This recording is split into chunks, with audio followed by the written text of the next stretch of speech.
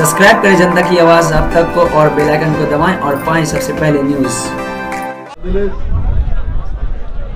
आने वाले विधानसभा के चुनाव में पूरी ताकत और पूरी तैयारी के साथ जनाब मोहतरम शौकत अली की क़यादत में विधानसभा के इलेक्शन को लड़ेगी। ये बात मैं इसलिए कह रहा हूं कि जो मजलिस के मुखालिफीन है वो इस बात को समझ ले कि ये वो मजलिस नहीं है जो 2017 में विधानसभा के इलेक्शन में हिस्सा ली थी। इस 5 साल के अरसे में मजलिस ने अपने संगठन को मजबूत किया। मजलिस का पैगाम उत्तर प्रदेश के घर घर पहुंच चुका है। मजलिस ने अपनी तंजीम को अपनी जमात के लोगों की मेहनत और जुस्तजू की बुनियाद पर पहले से ज्यादा आज उत्तर प्रदेश में मजबूत है। और हमारा आपको यही पैगाम है, यही आपसे इल्तिजा और गुजारिश है कि उत्तर प्रदेश में मजलिस की पहली कोशिश ये है कि यहां से आपकी मुस्लिम अक़लियत की एक सियासी लीडरशिप बने। मैं आपको ये बात बताना जरूरी समझता हूं कि उत्तर प्रदेश भारत का सबसे बड़ा स्टेट है, प्रदेश है। यहां पर हर बिरादरी की, यहां पर उनकी एक सियासी ताकत है, उनकी एक पहचान है। अगर उत्तर प्रदेश में अगर किसी की सियासी लीडरशिप नहीं है, किसी की सियासी आवाज नहीं है, किसी के आवाज की अहमियत नहीं है, किसी के आंसुओं की अहमियत नहीं है, अगर कोई यतीमी और लाचारी के माहौल और मायूस हो रहा है तो वो उत्तर प्रदेश का मुसलमान है। और मजलिस ये चाहती है कि आप जमहूरियत को मजबूत करें। भारत की जमहूरियत कैसे मजबूत होगी? भारत की जमहूरियत उस वक्त मजबूत होगी जब सबको उसमें हिस्सेदारी का उसमें हिस्सा मिलेगा। उत्तर प्रदेश में सबको अपना अपना हिस्सा मिल गया। अगर किसी के साथ इंसाफ नहीं हुआ, किसी को उनका हिस्सा नहीं मिला, तो मैं ये साफ तौर पर कह रहा हूं कि उत्तर प्रदेश के मुसलमान हैं जिनको अभी तक उनका हिस्सा नहीं मिला। और क्यों नहीं मिला? इसलिए नहीं मिला कि आपने पिछले 60 साल से सेकुलरिज्म के झूठे वादे पर आपने मुख्तलिफ पार्टियों को वोट किया। कभी आपने कांग्रेस को वोट दिया, उनको नेता बनाया, विधायक बनाया, सांसद बनाया, मुख्यमंत्री बनाया, कभी आपने उनको प्रधानमंत्री बनाया, कभी आपने बीएसपी को वोट दिया, उनका मुख्यमंत्री बनाया, आपने समाजवादी पार्टी को वोट दिया, उनका मुख्यमंत्री बनाया। मगर आप अपने दिल पर हाथ रखकर सोचिए कि आपका पूरे उत्तर प्रदेश में आपका कौन है नेता, कौन है आपकी आवाज, कहां है आपकी सियासी ताकत? आज उत्तर प्रदेश में आपके वोट की अहमियत नहीं है, आपके आंसुओं की अहमियत नहीं है, आपके मसाइल की अहमियत नहीं है। मैं ये कहने पर मजबूर हूं कि उत्तर प्रदेश में अगर सबसे कम पढ़े लिखे अगर कोई है तो मुसलमान है। आखिर क्यों कम पढ़े लिखे मुसलमान है? क्या इसका जिम्मेदार असदुद्दीन ओवैसी है? अगर उत्तर प्रदेश में सिर्फ 2% बच्चे ग्रेजुएट होते हैं तो क्या उसका जिम्मेदार असदुद्दीन ओवैसी है? उत्तर प्रदेश में मुसलमान आउट ऑफ स्कूल चिल्ड्रन है, जो स्कूल के बाहर हैं, जिनकी उम्र स्कूल में तालीम हासिल करने की है वो 60% है। उसका जिम्मेदार कौन है? उसका जिम्मेदार असदुद्दीन ओवैसी है। उत्तर प्रदेश की जेलों में सबसे ज्यादा अगर दलित भाइयों के साथ अगर कंडक्ट ट्रायल है तो मुसलमान है। इसका जिम्मेदार कौन है? इसका जिम्मेदार किसी हद तक हमको भी अपने गिरबान में झांक कर देखना है। मैं आपको पैगाम देने आया हूं मेरे अजीज दोस्तों और बुजुर्गों, यकीनन फिरका परस्ती को हराना है, फिरका परस्ती को हराना है। मगर फिरका परस्ती को हराने का मतलब ये नहीं है कि आप खुद हार जाएंगे। फिरका परस्ती को हराने का मतलब यह कि आप जीतेंगे तभी जाकर बीजेपी को शिकस्त होगी। अगर रुदौली से मजलिस का उम्मीदवार एमएलए विधायक बनेगा तो यकीनन बीजेपी को यहां पर हम शिकस्त दे पाएंगे। मेरे अजीज दोस्तों और बुजुर्गों, रुदौली में मैं यहां पर खड़े होकर दिल की अमीर गहराइयों से हमारे इश्तियाक अहमद साहब एक एमएलए हुआ करते थे, भट्टी समाज से उनका ताल्लुक था। मैं उनको खराज अकीदत पेश करता हूं। आप बताइए, कोई नाम नहीं लेता इश्तियाक साहब का, और फिर मजलिस पर इल्जाम लगाया जाता है कि मजलिस इत्तेहाद और मुस्लिमीन वोट काटने के लिए आती है। मेरे अजीज दोस्तों और बुजुर्गों, मजलिस किसी को काटने को नहीं आती, मजलिस जोड़ने को आती है, और मजलिस ये काम करके रहेगी इंशाअल्लाह ताला। मेरे अजीज दोस्तों और बुजुर्गों, अभी हमको यहां के जिम्मेदारों ने बताया कि जो ओवर ब्रिज है रुदौली का,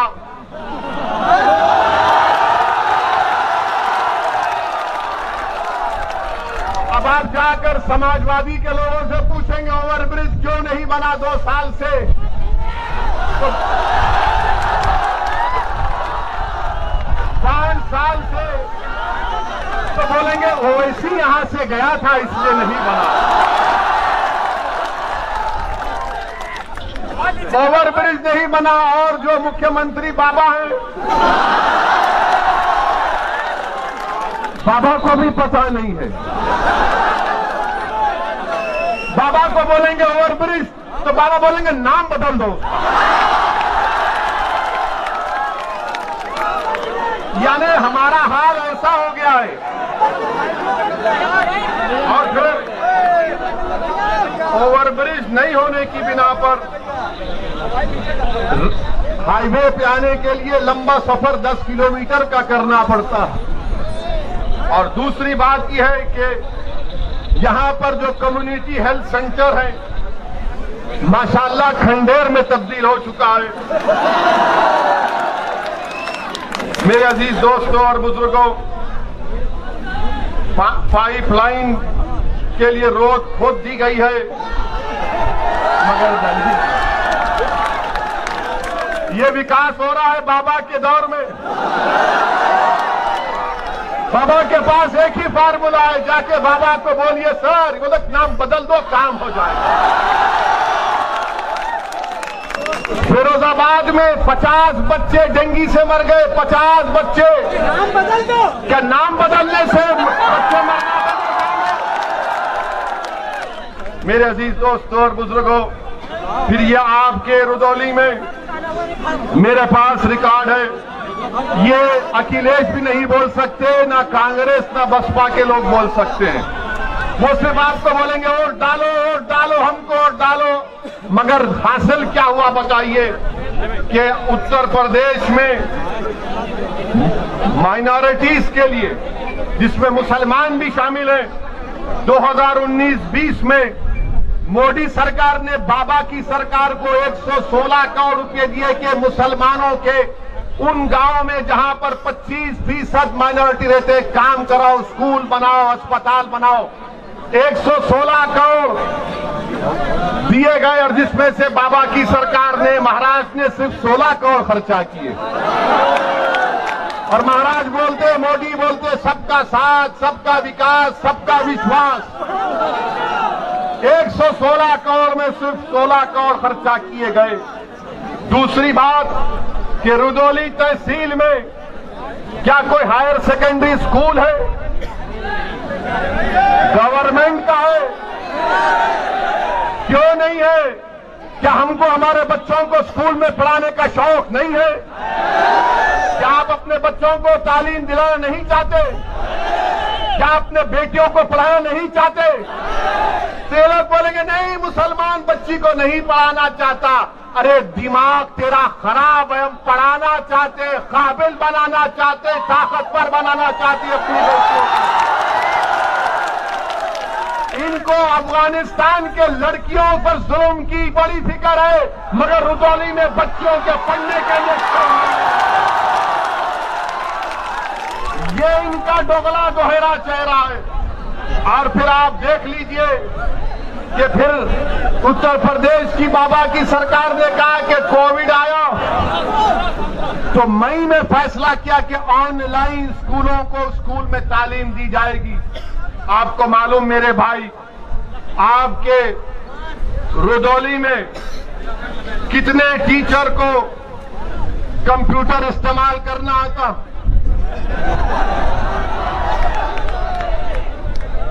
कितनों को आता है? ये हाल यहां पर इस तरह का करके रखिए। और फिर आप ये भी देख लीजिए कि जो हेल्थ की बात है, हेल्थ की बात में रुदौली में 255 सब सेंटर है, 40 प्राइमरी हेल्थ केयर सेंटर है, 5 कम्युनिटी हेल्थ सेंटर है, कोई सब डिविजनल हॉस्पिटल नहीं है, 4 डिस्ट्रिक्ट हॉस्पिटल है। तो योगी आदित्यनाथ की सरकार बनने के बाद कितने आपने खोले बताओ? कितने आपने खोले बताओ? जब आप जवाब दे रहे हैं तो सच्चाई पर मुबन्नी होगा। आपको मालूम कि रुदौली में यह जिला अयोध्या का है, यहां पर कितने बच्चे 5 साल की कम उम्र के, जब 5 साल के होते हैं तो स्टंटेड कितने होते हैं, कमजोर कितने होते हैं? 50%। बाबा से जाकर पूछिए, महाराज से, तो बोलेंगे ये फिरका परस्ती की बात कर रहा हूं। ऐसी मैं चैलेंज से कह रहा हूं कि 50% 5 साल के कम उम्र के बच्चे स्टंटेड है अयोध्या डिस्ट्रिक्ट में।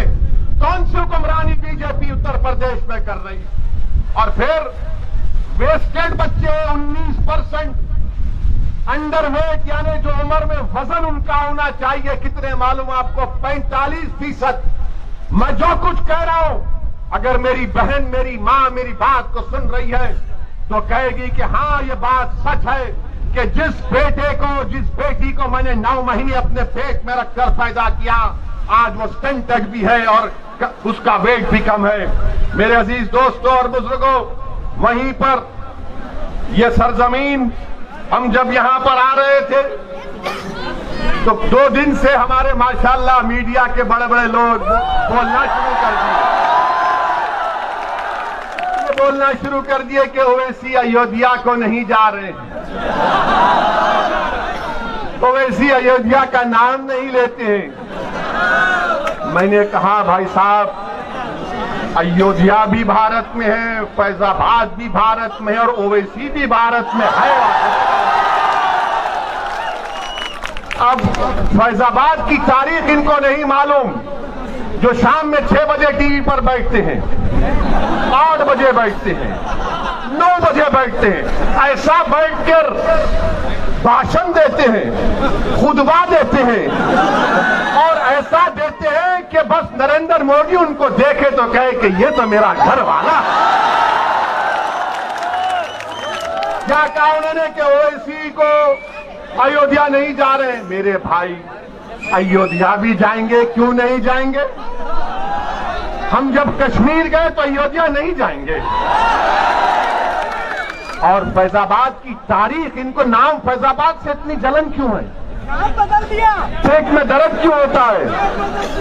फैजाबाद की जेल में क्या अशफाकुल्लाह को फांसी नहीं दी गई थी? क्या फैजाबाद की जेल में अशफाकुल्लाह को जब फांसी दी जा रही थी तो क्या अशफाकुल्लाह जब फांसी के फंदे पर जा रहा था तो उसकी जबान पर कुरान की आयतें थी?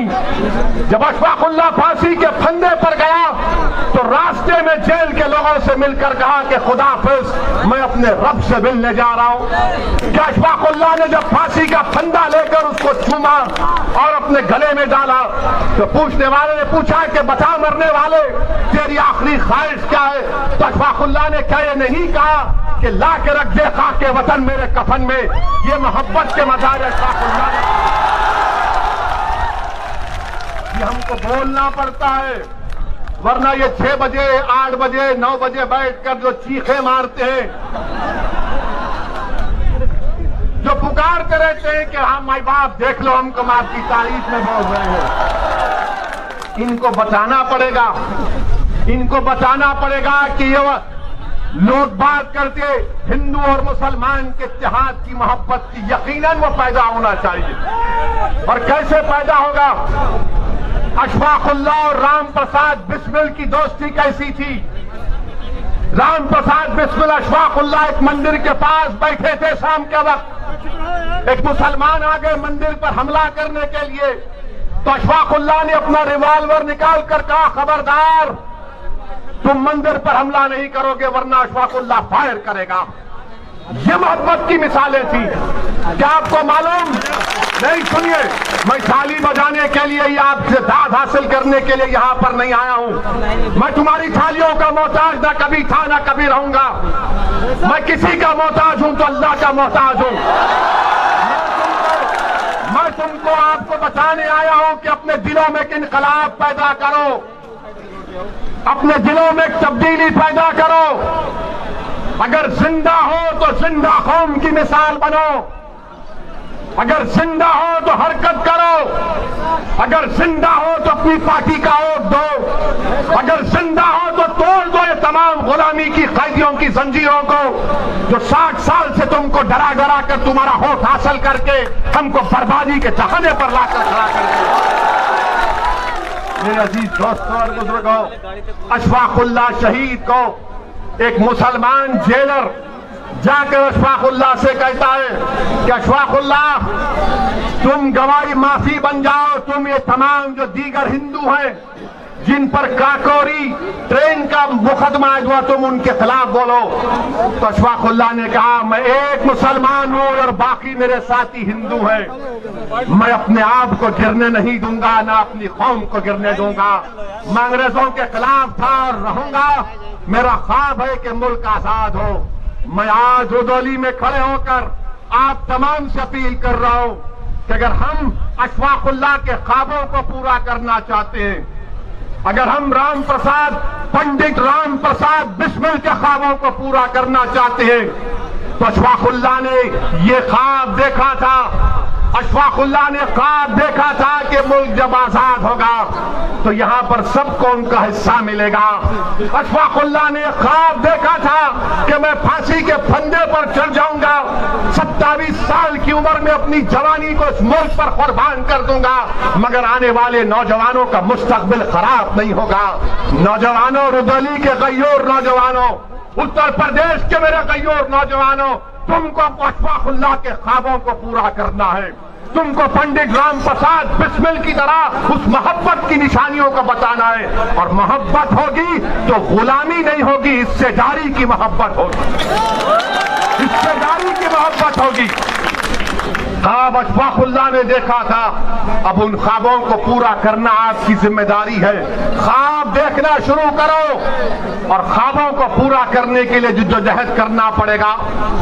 यकीनन रास्ते में मसाइब और मुश्किलात आएंगे, कोई रास्ता आसानी से हम अपनी मंजिल मकसूद को आसानी तक नहीं पहुंच पाएंगे। जुस्तजू करना पड़ेगा, जिद्दोजहद करना पड़ेगा, ईसार और कुर्बानियों के मजारे करना पड़ेगा। मेरे अजीज दोस्तों और बुजुर्गों, जब हम अपने इन ख्वाबों को पूरा करेंगे तब जाकर हम एक सियासी कुव्वत बनकर यहाँ पर उभरेंगे। सब्सक्राइब करें जनता की आवाज आप तक को और बेल आइकन को दबाएं और पाएं सबसे पहले न्यूज़।